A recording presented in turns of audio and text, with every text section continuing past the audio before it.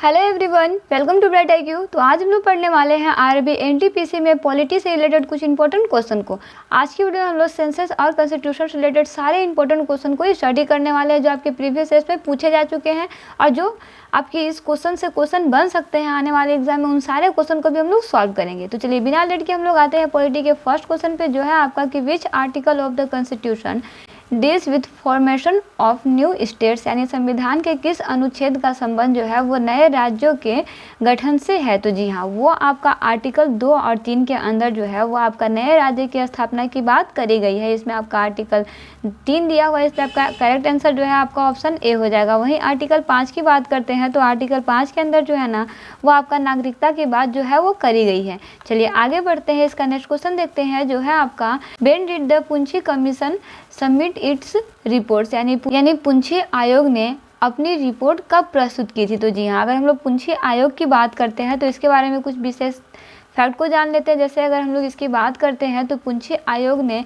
अपनी रिपोर्ट जो है वो 2007 में जो है वो प्रस्तुत की थी। इसके अंतर्गत क्या था, इसमें आप कुछ फैक्ट को याद रखिएगा। जैसे पुंछी आयोग का गठन जो है वो आपका केंद्र सरकार द्वारा अप्रैल के माह में 2007 में जो है वो भारत के पूर्व मुख्य न्यायाधीश CJI मदन मोहन पुंछी के अध्यक्षता में जो है वो कराई गई थी। वहीं आयोग का उद्देश्य जो था वो आपका केंद्र राज्य संबंधों में उभरते मुद्दों की जांच करना और उनका समाधान करना, ये उनका मुख्य उद्देश्य था। तो याद रखिएगा कि इस आयोग का क्या उद्देश्य था और ये आयोग कब हुआ था ना, और इसके अध्यक्षता कौन किए थे। चलिए आगे बढ़ते हैं, इसका नेक्स्ट क्वेश्चन देखते हैं जो है आपका the definition of financial bill is given which article of the constitution of India, यानी भारतीय संविधान के किस अनुच्छेद में वित्तीय बिल की परिभाषा जो है वो दी गई है। तो जी हाँ, वित्तीय बिल की बात करते हैं तो वह है आपका फाइनेंशियल बिल आर्टिकल 117 में जो है वो दी गई है। वहीं आर्टिकल 44 में जो है वो आपका UCC यानी यूनिफॉर्म सिविल कोड के बारे में बात करी गई है। आर्टिकल 110 में मनी बिल के बारे में बात करी गई है और आर्टिकल 338 में जो है वो आपका national commission for scheduled caste के बारे में जो है वो बात करी गई है। तो इन सारे टॉपिक को आप इस क्वेश्चन के अंदर याद रखिएगा। ये टॉपिक जो है, इन टॉपिक से आपका आगे के एग्जाम में क्वेश्चन पूछे जा सकते हैं, चाहे वो आप आरआरबी का किसी भी एग्जाम को लिख रहे हो। सारे एग्जाम पॉइंट ऑफ व्यू से ये सारा क्वेश्चन जो है वो आपका बहुत ज़्यादा इंपॉर्टेंट है। चलिए आगे बढ़ते हैं, इसका नेक्स्ट क्वेश्चन देखते हैं जो है आपका कि when did the Rajamannar committee submit its report, यानी राजमन्नार समिति जो है उसने अपनी रिपोर्ट कब पेश की थी। तो जी हाँ, अगर हम लोग राजमन्नार की बात करते हैं तो राजमन्नार ने 1971 में जो है वो रिपोर्ट पेश की थी। याद रखिएगा कब पेश की थी, 1971 में। अगर राजमन्नार के बारे में बात करते हैं तो राजमन्नार समिति की स्थापना जो है वो आपका तमिलनाडु सरकार ने 1969 में डॉक्टर PV राजमन्नार की अध्यक्षता में की थी। याद रखिएगा कब कराई गई थी, किस सरकार ने की थी और किसके द्वारा कराई गई थी ना। इसे केंद्र राज्य संबंधों के सभी पहलुओं की जांच करने के लिए नियुक्त जो है वो किया गया था। इसने 1971 में अपनी रिपोर्ट की प्रस्तुति जो है वो की थी। याद रखिएगा इन्होंने अपनी रिपोर्ट को कब प्रस्तुत किया था, तो वो समय था आपका 1971 का। कब स्थापित किया गया था, तो आपका तमिलनाडु सरकार के द्वारा 1971 में डॉक्टर BP राजमन्नार के द्वारा जो है उनकी अध्यक्षता में कराई गई थी। याद रखिएगा ये सारा टॉपिक जो है आपका एग्जाम पॉइंट ऑफ व्यू से बहुत रिलेवेंट और बहुत इंपॉर्टेंट है। आगे बढ़ते हैं, इसका नेक्स्ट क्वेश्चन है आपके पास कि नेम द फर्स्ट इवेंट जज of the supreme court against whom the motion of impeachment was introduce into parliament independent India, यानी सर्वोच्च न्यायालय के पहले ऐसे न्यायाधीश का नाम बताएं जिनके विरुद्ध स्वतंत्र भारत की संसद में महाभियोग की प्रस्ताव जो है वो पेश किया गया था। तो जी हाँ, अगर हम लोग इसकी बात करते हैं तो इसका करेक्ट आंसर जो है वो आपका हो जाएगा, वो थे आपके जस्टिस रामास्वामी। जस्टिस रामास्वामी का प्रस्ताव जो है वो पेश किया गया था, यानी ऑप्शन बी जो है इसका करेक्ट आंसर हो जाएगा। चलिए आगे बढ़ते हैं, इसका नेक्स्ट क्वेश्चन देखते हैं जो है आपका कि which of the following articles of the constitution of India abolishes untouchability, यानी भारत के संविधान का निम्नलिखित में से कौन सा अनुच्छेद अस्पष्टता का उन्मूलन जो है वो करता है। तो जी हाँ, अगर हम लोग अस्पष्टता की बात करते हैं तो इसके लिए आप आ जाइए ऑप्शन नंबर सी, आपका हो जाएगा अनुच्छेद 17। अनुच्छेद 17 की बात करते हैं तो अनुच्छेद 17 में जो है ना वो आपका अनटचेबिलिटी की बात जो है वो करी गई है। वहीं आर्टिकल 19 में आपका स्वतंत्रता की बात करी गई है। आर्टिकल 20 में जो है वो आपका अरेस्ट की बात की गई है और आर्टिकल 18 में जो है वो आपका एवोल्यूशन ऑफ टाइटल की बात जो है वो करी गई है। करेक्ट आंसर आपका ऑप्शन नंबर सी हो जाएगा। चलिए आगे बढ़ते हैं, इसका नेक्स्ट क्वेश्चन देखते हैं जो है आपका कि हु रोट द अमुक्तमाल्यदा, यानी अमुक्तमाल्यदा का लेखन जो है वो किसने किया था। तो जी हाँ, अगर हम लोग इसकी बात करते हैं तो अमुक्तमाल्यदा को लिखने वाले जो व्यक्ति थे ना, वो आपके थे कृष्णदेव राय। कृष्णदेव राय के द्वारा जो है वो लिखा गया था। चलिए इनके बारे में कुछ फैक्ट को जानना आपके लिए बहुत ज़्यादा इंपॉर्टेंट है। जैसे कृष्णदेव राय जो थे ना, वो आपके विजयनगर के एम्पायर थे, जो आपके 1909 से लेकर के 1929 तक शासक करने वाले विजयनगर साम्राज्य के सम्राट थे ना। वहीं तुलुवा राजवंश के तीसरे राजा थे। याद रखिए किस राजवंश के, तो तुलुवा राजवंश के तीसरे राजा थे, और इन्हें भारतीय इतिहास के सबसे महान शासकों में से एक माना जाता है। याद रखिएगा कब से कब तक इनका शासक था, तो वह है आपका 1509 से लेकर 1519 तक। कहाँ के थे ये, तो ये आपके विजयनगर साम्राज्य के सम्राट थे। चलिए आगे बढ़ते हैं, इसका नेक्स्ट क्वेश्चन देखते हैं, जो है आपका the power to summon the houses of parliament is vested with the dash, यानी संसद के सदनों को बुलाने की शक्ति जो है वो डैश के पास निहित होती है। बताइए किसके पास होती है, तो जी हाँ, इसका करेक्ट आंसर हो जाएगा कि वो आपका प्रेसिडेंट यानी राष्ट्रपति के पास जो है वो होती है। चलिए इसमें अगर हम लोग कुछ चीज़ों को जानते हैं, तो संविधान के अनुच्छेद 85(1) में कहा गया है कि राष्ट्रपति समय समय पर संसद के प्रत्येक सदन को ऐसे समय और स्थान पर बैठक के लिए बुलाएगा जैसा वो उचित समझेगा। तो ऐसा किसमें कहा गया है, तो वह है आपका आर्टिकल 85(1) में जो है वो ऐसा कहा गया है। याद रखिएगा ना। चलिए आगे बढ़ते हैं, इसका नेक्स्ट क्वेश्चन देखते हैं, जो है आपका who had given the ring fence policy, यानी रिंग फेंस नीति जो है वो किसने दी। तो जी हाँ, अगर रिंग फेंस पॉलिसी की बात करते हैं तो ये जो है वो आपका हेस्टिंग्स के द्वारा दी गई है ना।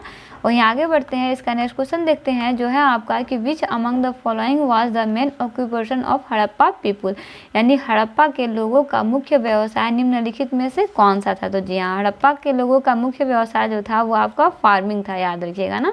चलिए आगे बढ़ते हैं, इसका नेक्स्ट क्वेश्चन देखते हैं, जो है आपका कि Indian statutory commission 1928 was headed by, यानी भारतीय वैधानिक आयोग 1928 की अध्यक्षता डैश के द्वारा की गई थी। बताइए किसके द्वारा की गई थी। तो जी हाँ, इसमें आप याद रखिएगा कि ये आपका जो है ना वो आपका जॉन सिमोन के द्वारा जो है वो की गई थी। याद रखिएगा, ये टॉपिक आपका एग्जाम पॉइंट ऑफ व्यू से बहुत ही इंपॉर्टेंट है। चलिए आगे बढ़ते हैं, इसका नेक्स्ट क्वेश्चन देखते हैं, जो है आपका कि which of the following is called the popular chamber, यानी निम्न में से किसे लोकप्रिय कक्ष जो है वो कहा जाता है। तो जी हाँ, अगर हम लोकप्रिय कक्ष की बात करते हैं तो वह है आपका लोकसभा। लोकसभा को जो है ना वो आपका प्रिय कक्ष भी कहा जाता है। इसके अलावा इसे हाउस ऑफ पीपुल भी कहा जाता है, लोअर हाउस भी कहा जाता है, और पॉपुलर चैम्बर के नाम से भी जाना जाता है, यानी कि 3 नाम से इसे बेसिकली बोला जाता है ना। चलिए आगे बढ़ते हैं, इसका नेक्स्ट क्वेश्चन देखते हैं, जो है आपका कि who become the acting prime minister of India after the death of Jawaharlal Nehru in 1964, यानी 1964 में जवाहरलाल नेहरू की मृत्यु भारत के कार्यकारी प्रधानमंत्री कौन बने थे, यानी इनकी मृत्यु के बाद जो है वो कार्यकारी प्रधानमंत्री भारत के कौन बने थे। तो जी हाँ, वो आपके व्यक्ति थे गुलजारी लाल नंदा। गुलजारी लाल नंदा को जो है वो आपका भारत के कार्यकारी प्रधानमंत्री जो है वो बनाया गया था। ये इस तरह से 2 बार जो है वो भारत के कार्यकारी प्रधानमंत्री बने थे, लेकिन परमानेंट इन्हें कभी भी वो मौका नहीं मिल पाया था।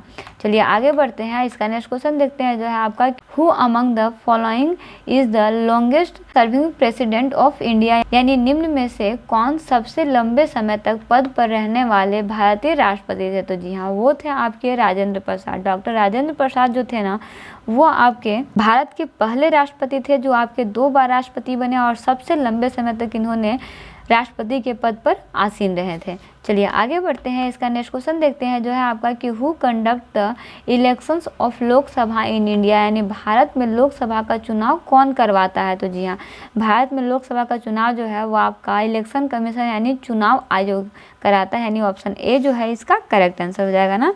चलिए आगे बढ़ते हैं, इसका नेक्स्ट क्वेश्चन देखते हैं, जो है आपका कि एज पर the census 2011 what is the total literacy rate of male population, यानी 2011 की जनगणना के अनुसार पुरुष जनसंख्या की कुल साक्षरता दर कितनी थी। तो जी हाँ, अगर हम लोग पुरुष साक्षरता दर की बात करते हैं तो 2011 की जनगणना के अनुसार जो है ना वो आपका 80% पुरुष साक्षरता दर जो है वो देखने को मिलती है। चलिए आगे बढ़ते हैं, इसका नेक्स्ट क्वेश्चन देखते हैं जो है आपका, Chittagong uprising was started by which of the following leaders, यानी चिटगांव विद्रोह जो है वो आपका निम्नलिखित में से किस नेता द्वारा शुरू किया गया था। तो जी हाँ, अगर हम लोग चिटगांव की बात करते हैं तो ये आपका जो था ना वो आपका शौर्या सेन के द्वारा जो है वो शुरू किया गया था। आप देखिए किसके द्वारा, शौर्या सेन के द्वारा जो है वो शुरू किया गया था। चलिए अगर इसके बारे में कुछ बेसिक फैक्ट को जानते हैं तो इसके बारे में आपको कुछ फैक्ट को याद रखना बहुत महत्वपूर्ण है। जैसे इसमें आपका क्या है ना, चिटगांव विद्रोह जिसे अंग्रेजों ने चिटगांव शस्त्रागार छापा कहा जाता था। याद रखिएगा कि अंग्रेजों ने इसे क्या कहा था, चिटगांव शस्त्रागार छापा जो है वो कहा था। 18 अप्रैल 1930 को सूर्य सेन के नेतृत्व में सशस्त्र भारतीय स्वतंत्रता सेनानियों द्वारा ब्रिटिश भारत में बंगाल प्रांत के चिटगांव शस्त्रागार से पुलिस और सहायक बलों के शस्त्रागार पर छापा मारने का प्रयास किया था। याद रखिएगा ना, उस समय कब का था, तो वो समय था आपका 18 अप्रैल 1930 का ना। यह आपका रिलेवेंट टॉपिक है। यहाँ पे नीचे जो आपका दिया हुआ है ये दोनों तीनों टॉपिक जो है वो आपका एग्जाम पॉइंट ऑफ व्यू से काफ़ी रिलेवेंट है। सारे टॉपिक को क्वेश्चन के अकॉर्डिंग आप जरूर स्टडी कीजिएगा। चलिए आगे बढ़ते हैं, इसका नेक्स्ट क्वेश्चन देखते हैं जो है आपका कि वर्ष 1870 ईस्वी में कोलकाता में भारतीय सुधार संघ यानी इंडियन रिफॉर्म एसोसिएशन की स्थापना किसने की थी। तो जी हाँ, अगर हम लोग इंडियन रिफॉर्म एसोसिएशन की स्थापना की बात करते हैं तो इसकी स्थापना जो है वो आपका केशव चंद्र सेन के द्वारा जो है वो कराई गई थी। याद रखिएगा, ये आपका बहुत इंपॉर्टेंट क्वेश्चन है। चलिए आगे बढ़ते हैं, इसका नेक्स्ट क्वेश्चन देखते हैं जो है आपका कि in case of death of the president and the vice president of India the will act as the president of India, यानी भारत के राष्ट्रपति और उपराष्ट्रपति की मृत्यु के मामले में डैश भारत के राष्ट्रपति के रूप में कार्य करेगा। यानी कि कौन आदमी बनेगा जो कि आपका राष्ट्रपति और उपराष्ट्रपति दोनों के मृत्यु के बाद उनके पद पर कार्य करेगा। तो जी हाँ, याद रखिएगा कि यह आपका हो जाएगा चीफ जस्टिस ऑफ इंडिया, यानी चीफ जस्टिस ऑफ इंडिया जो है वो आपके भारत के राष्ट्रपति के रूप में कार्य जो है वो करेंगे। याद रखिएगा ना, ये क्वेश्चन आपका बहुत इंपॉर्टेंट है। चलिए आगे बढ़ते हैं, इस पार्ट का लास्ट क्वेश्चन देखते हैं जो है आपका कि who founded the servants of India society in Bombay in the year 1905, यानी वर्ष 1905 में बम्बई में भारत सेवक समाज यानी the servant of Indian society की स्थापना किसने की थी। तो जी हाँ, इसका याद रखिएगा कि इसका स्थापना करने वाले जो व्यक्ति थे वो आपके थे गोपाल कृष्ण गोखले। गोपाल कृष्ण गोखले के द्वारा जो है वो इसकी स्थापना जो है वो कराई गई थी। तो इस तरह से बेसिकली आज के क्लास में हम लोग टोटल 20 क्वेश्चन को सॉल्व कर चुके हैं। ये सारा क्वेश्चन आपका एग्जाम पॉइंट ऑफ व्यू से बहुत ही इंपॉर्टेंट है। सारे क्वेश्चन जो है वो आपके प्रीवियस ईयर्स में आ चुके हुए क्वेश्चन है और कुछ क्वेश्चन ऐसे भी हैं जो आपके एग्जाम पॉइंट ऑफ व्यू से इसी क्वेश्चन से क्वेश्चन जो है वो बन सकते हैं। तो प्लीज़ वीडियो को बिल्कुल भी स्किप मत कीजिए। जितना भी प्रीवियस ईयर क्वेश्चन बताया जा रहा है उन सारे क्वेश्चन को कॉन्सेप्ट के साथ जरूर स्टडी कीजिए। मिलते हैं नेक्स्ट वीडियो में एक इंपॉर्टेंट पार्ट, एक इंपॉर्टेंट टॉपिक के साथ। Thanks for watching, like and subscribe bright IQ।